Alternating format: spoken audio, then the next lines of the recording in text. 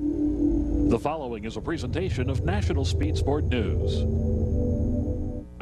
Tonight on Speed Sport Magazine, an exclusive interview with Tony Stewart, who pays respect to winged sprint cars and to those that race them. There's nothing lower about it. You can go beat those guys. You've done more than winning a nationwide race, in my opinion. And as we prepare for the biggest winged sprint car race of the year, we'll check in on last weekend's 24th annual 360 Knoxville Nationals from Iowa, as well as a much smaller version, micro sprints from the High Banks Hustle in Illinois. Plus, we'll have the conclusion to our in-depth conversation with one of the most successful and respected NHRA drag racers of all time, the outspoken Shirley Muldowney. It's going to be a rocky ride, so buckle up. Speed Sport Magazine starts now. Hi everybody and welcome to Speed Sport Magazine. I'm your host, Ralph Shaheen. Tonight we'll hear passionate and candid conversations from two American racing legends, Tony Stewart and Shirley Muldowney. You definitely don't want to miss those. Up next on Speed Sport Magazine, Tony Stewart talks about his return to sprint car racing, and Smoke speaks to the critics who feel that he shouldn't. I love racing. That's what I want to do. So if wanting to race is wrong, then what am I here for?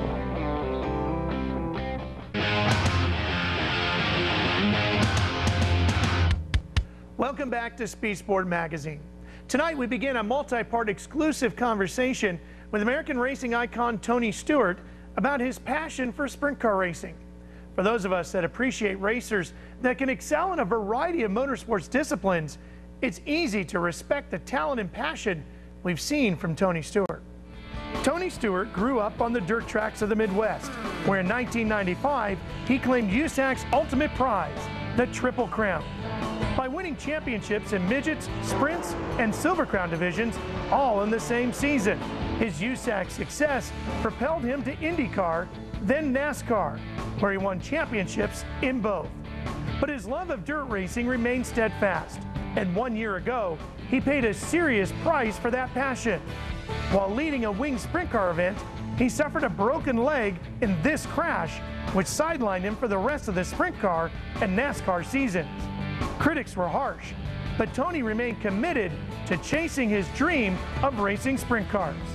And just a few weeks ago, he returned to the cockpit of his sprint car and drove his way back into the hearts of dirt racing fans and earned an emotional victory in the process.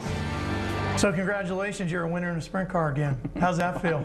Finally, feels good. I mean, it wasn't the Knoxville Nationals, it wasn't a World of Outlaws race, but there were a couple of really good cars there and guys that I respect. So it was fun. It was just more fun. It didn't matter. I didn't go there with caring really where I finished. I just wanted to go and get 2 full nights of racing in and get my feet wet again. Big sigh of relief. Yeah, that was when we went to Daytona, it was checking boxes off, getting back in a cup car, feeling comfortable racing next to guys again, getting in a crash, just checking boxes off left and right, and then, getting back in a sprint car, checking another box off again and racing. So I think if you can run one of those cars, you can run anything. I mean, that's about as physical a race car as you're ever going to drive. Felt like that was really the toughest test for me physically in the car. So how much are you going to try to squeeze in the rest of this year? I've got races on the schedule that I know I'm going to try to run. There's none of them are a paid show where we're advertising that we're going yet. It's more just kind of go when we feel like going, and I'm not pressuring myself to go run a particular track. We've probably got about 12 or 14 more races that are on there that we can fit in the rest of the year that I feel comfortable going to. We picked what we could. I'm still trying to concentrate on my full-time job. I don't want people to think that just because I'm racing a dirt car again that I'm forgetting what pays the bills and how important the Cup Series is, because it's very important to me. Last year the schedule I had was very ambitious, was very busy, and I started getting tired a little bit, but that didn't have anything to do with what caused our wreck and how I got hurt last year. I was a victim of circumstances, but I'm going to make sure that I don't run myself thin, while I'm still getting healed. But you need this. As long as I've known you, you can't breathe without this. Yeah. So How do you do it? Have you found a way? Have you come to an agreement with everybody you have to on the business side that this is a part of what makes Tony click? And if you guys want success from Tony, you got to allow him to do this too, or he won't be that guy. I think everybody in our management group that truly understands me knows how there's a piece of the puzzle that's been missing all year. And just talking to a couple of them in the last couple of days, they're understanding that it needed to happen. How do you explain to people who don't know you the way I do and have seen you and what dirt track racing means to you? How do you explain that to them? It's been hard because ever since I got hurt last year, you know, I've had a lot of time to get on the internet and read, and people that understand and get it and know what I'm doing and know why I'm doing it, they're backing you on it. And then there's a group of people that are just NASCAR fans. They don't care about any other form of racing, that are bad-mouthing you because you did this and got hurt. And it's the easiest way to describe it is, it doesn't matter what I'm doing or what you're doing or what they're doing. There's something that we all enjoy doing. And I don't care what you're responsible for, what duties, what your job title is. If you are not doing in your life what you love to do and what you're passionate about doing, why are we here? What is the point of living our life if we aren't going to find things that we love and enjoy and are able to do it? So anybody that asked me or told me that I shouldn't do this, in my opinion, was selfish. More selfish than what they were accusing me of by doing it. So you got to have something that you're passionate about. You got to have something that you're into, that you love. This is what I love. And it's not just dirt track racing. I love racing, period. I love racing a cup car. I loved racing Indy cars. I've ran super modifieds, big block modifieds, midgets, sprint cars, you name it, anything and everything. And I love racing. That's what I want to do. So if wanting to race is wrong, then what am I here for?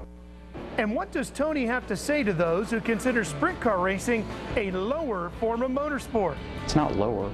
It might be lower visibility, but it's good racing with great race car drivers. And if you can beat them at their own game, you have done something. We'll have more of our exclusive interview with Tony Stewart right after this.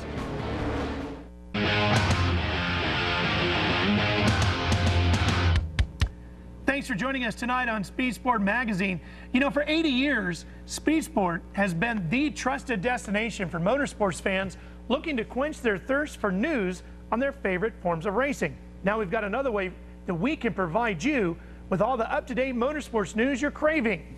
It's through our free daily e-newsletter, and you can sign up now by simply texting Speed Sport to 22828. That's Speed Sport to 22828. Tony Stewart made headlines in July after winning his first winged sprint car race since his injury 1 year ago.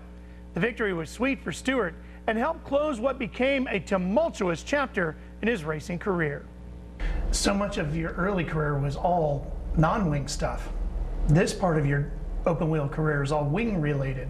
How come? Was it just an animal you hadn't conquered yet? Yeah, it really was. That's the simplest way to put it. I hadn't been there, done that yet. Didn't have the t-shirt. I had the shirts because I was a car owner with Danny Lasowski when we built our first team in 2001, but I had just never driven. And I would stand up on top of the trailer, and Jimmy Carr was his crew chief at the time, and I would sit there and go, man, he's loose. And he's like, no, he's not loose, he's tight. He's shaking it loose. And I'm sitting there trying on the trailer to watch it, and the only sense I've got is sight to see what's going on. And then when I started driving him, it was just something different that I hadn't ran yet, but I could see what Jimmy was seeing finally. When I got on the trailer, I'm like, yeah, I can see him doing it now. So it made me understand it better, but and still to this day, of every car I've driven in my career, that wing car was the hardest car to learn. Really? To learn how to drive and to get used to. Everything else, everything else you drive, all the weight goes to the right and everything moves about the same. You get in a wing sprint car, and now when you go in the corner, the car leans to the left, leans to the inside, not the outside, and just everything felt different. So it just took a long time to get comfortable. So that was the challenge. How good are you at it now? I've won a couple races here and there in them. I mean, I'm not I'm not Steve Kinzer or Donnie Schatz or Doug Wolfgang or anything, but that's still part of the challenge. You know, I get to race with guys that are my heroes in these cars and get to run with the best of the best. I find it funny because people debate about going back and running a lower division, and where are these people and where are these fans that call this a lower division have no clue what they're talking about, because there's nothing lower about it.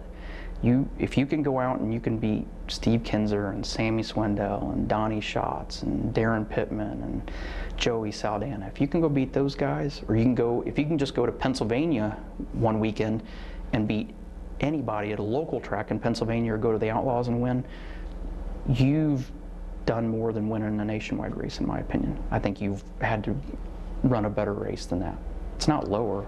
It might be lower visibility. It may not be on national TV every Sunday or Saturday, but it's good racing with great race car drivers, and if you can beat them at their own game that they do 2-3 days a week, you have done something. So it's a big deal. And then it got a bad rap. When you got injured, it really brought it to the forefront. We'd had some issues prior to your injury, but that's when the rest of the media jumped on board. And they're uninformed about a lot of this. And it really just kind of bubbled over, didn't it? Yeah. It was almost ludicrous from where I sit and where you sit.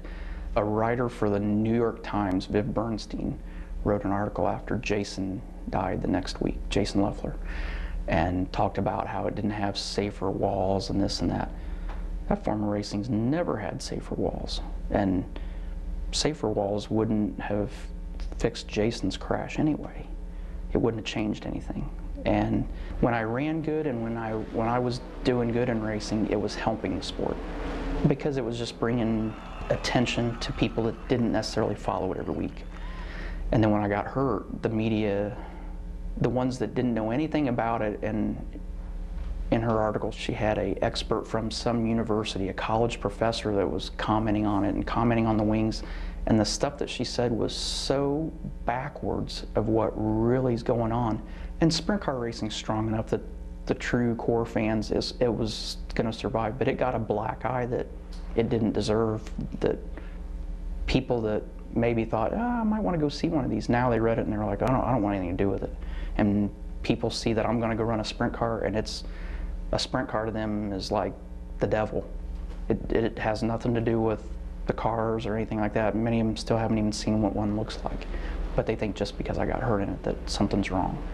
And every type of race car has people get hurt in them all the time, but there was just a string with Jason Leffler and Josh Burton, Kramer Williamson, and myself in a pretty short amount of time that it got a black eye that it didn't deserve. To me, they probably wouldn't even talked about it had you not gotten hurt, which is sad, because those other three drivers were very deserving of the conversation.